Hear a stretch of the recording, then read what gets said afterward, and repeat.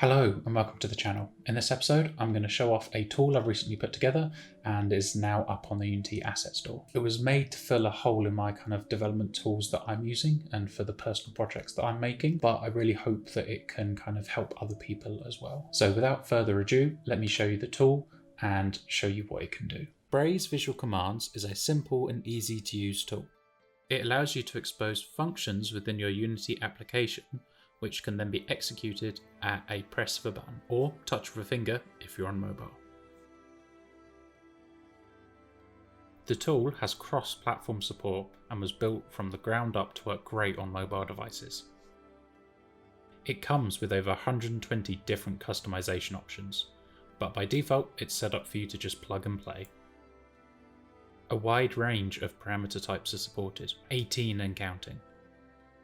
Limit parameter input within certain ranges with custom parameter range types.